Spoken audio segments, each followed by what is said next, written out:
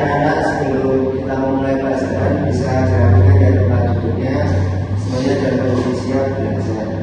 Bismillahirrahmanirrahim. Assalamualaikum warahmatullahi wabarakatuh. Waalaikumsalam warahmatullahi wabarakatuh. Apa kabar anak-anak? Alhamdulillah. Di sini ada yang tidak masuk? Oke, masuk semua ya. Tadi sebelum pada pembelajaran kali ini kita tadi belajar apa? Ada yang tahu tadi belajar apa? Sujud sawi. Ya, ada diterangkan sedikit sujud sawi mas. Sujud yang dilakukan Ketika kita melakukan sholat dalam waktu, nah, itu untuk menyempurnakan sholat kita yang mulai ya. Anak-anak di suatu SMP itu guru ternyata jam istirahatnya lebih awal. Misalnya jam istirahatnya pertamanya jam 12 siang, tapi ternyata jam istirahatnya itu diawalkan jam setengah 12. Nah itu ternyata di situ kalau istirahat sudah diawalkan, malah ada 3 orang anak yang pergi ke kantin, tidak bersegera ke masjid. Kira-kira ada enggak itu kondisi sekolah kakak yang disegerakan? sholat Jumat. Ya betul, maksudnya cepat ya. Kalau kakak itu mas, silakan.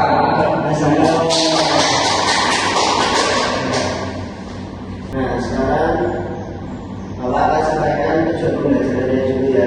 Yang pertama yaitu peserta didik mampu menjelaskan pengertian salat Jumat. Yang kedua, peserta didik mampu menjelaskan hukum-hukum salat Jumat. Ketiga, peserta didik mampu menjelaskan hukum-hukum salat Jumat. Keempat, peserta didik mampu menjelaskan apa itu keutamaan salat Jumat. Dan yang kelima, terakhir, peserta didik mampu menjelaskan khutbah Jumat. Oke, sekarang kita membahas pengertian salat Jumat ya anak-anak. Salat Jumat adalah sholat 2 rakaat yang dilakukan waktu zuhur, yang wajib dilakukan oleh seorang laki-laki muslim dan diawali oleh khutbah Jumat. Kemudian hukumnya menurut Muhammadiyah, salat Jumat itu ada 3 hukumnya ya anak-anak. Yang pertama, untuk umat muslim, salat Jumat itu wajib dilakukan secara berjamaah. Yang laki-laki wajib dilakukan berjamaah di masjid. Yang kedua, untuk perempuan itu sebaiknya hendaknya tidak salat Jumatnya di masjid, tapi di rumah diganti dengan salat zuhur. Nah itu alasannya kenapa? Karena dikembalikan ke hukum asalnya ya, yaitu salat zuhur, maka dilakukan salat zuhur aja di rumah perempuan. Nah untuk lansia nanti yaitu dilakukan di masjid. Lansia perempuan di masjid untuk barangkali di sana bisa mendapatkan ilmu pengetahuan tambahan wawasan jadi khutbah Jumat, bisa menambah keimanannya. Kemudian rukun salat Jumat ini nanti sama seperti rukun sholat fardu biasa, tapi ditambah dengan adanya khutbah Jumat di dalamnya. Misal rukun sholat Jumat yang pertama khutbah Jumat, kemudian takbiratul ihram, kemudian nanti ada membaca Al-Fatihah, rukuk, tumanina, i'tidal, tumanina, rukuk, tumanina, i'tidal, tumanina, sujud, kemudian tumanina, duduk di antara dua sujud, tumanina, dan terakhir berinspirasi dan diakhiri dengan salam, kemudian takbir. Itu rukun salat Jumat. Nah, keutamaan salat Jumat ini mungkin Bapak jelaskan ada 2 ya. Anak-anak yang pertama nanti salat Jumat itu menghapuskan dosa. Silakan jadi belajar dulu yang mana saya masih bicara. Keutamaan salat Jumat itu ada 2 ya teman-teman anak-anak sekalian. Yang pertama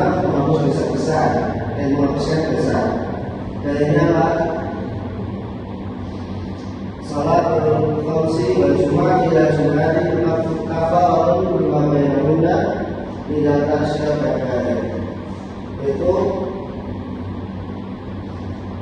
sholat 5 waktu, di antara sholat 5 waktu dan di antara Jumat ke Jumat itu menghapus dosa kita selama kita tidak melakukan dosa yang besar. Yang kedua yaitu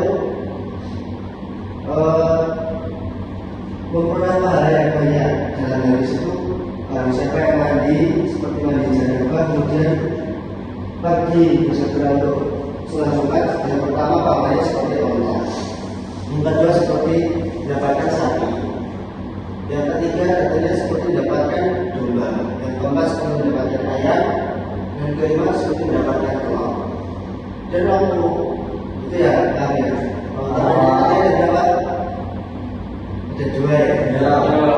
Kemudian khutbah Jumat ini memang sebenarnya bisa jadi materi tersendiri, tapi saya masukkan karena setelah Jumat itu nggak bakal sah, nggak bakal bisa terlaksana tanpa adanya khutbah Jumat. Khutbah Jumat itu apa?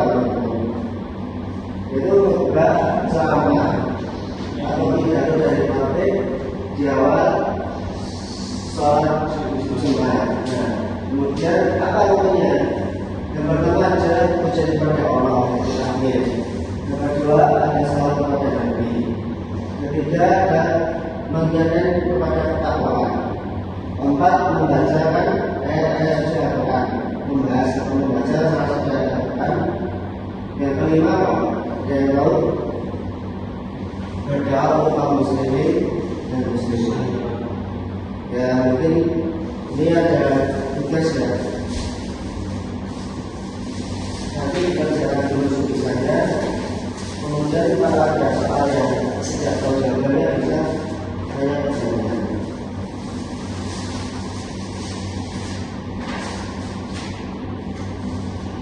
Umat juga jalan yang begini.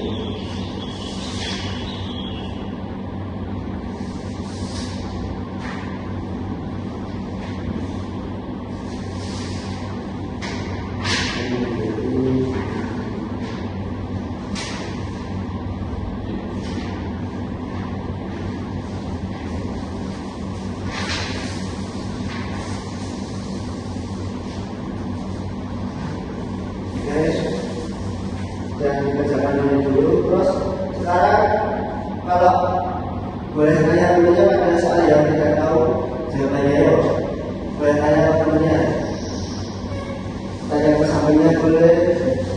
Ini tanya mas, nomor berapa yang tidak bisa? Oh nomor 2. Ini tanya ke mas Dewi.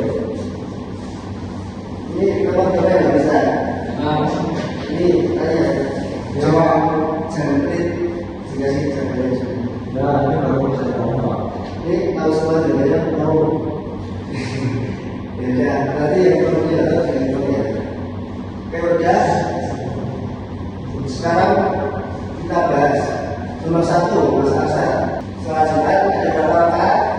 2. Oh, 2 kali. Khutbah Jumat kalau ditinggalkan apakah sholat Jumatnya tidak sah? Tidak.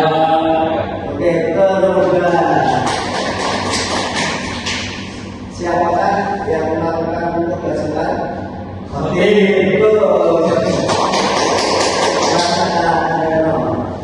khutbah sendiri. Nah, selanjutnya dilaksanakan kalau sholat apa? Zuhur. Termasuk sholat yang terakhir. Selanjutnya bagi laki-laki ini apa? Itu Stereo. Ya mungkin ini dari Bapak kesimpulannya yang bisa menyimpulkan Mas Azhar simpulkan. Sholat Jumat yaitu sholat yang dilakukan di waktu zuhur dan diawali dengan khutbah. Oke, itu ya teman-teman. Kesimpulannya itu sholat Jumat adalah sholat yang dilakukan waktu zuhur dan diawali dengan khutbah. Terus Mas Azhar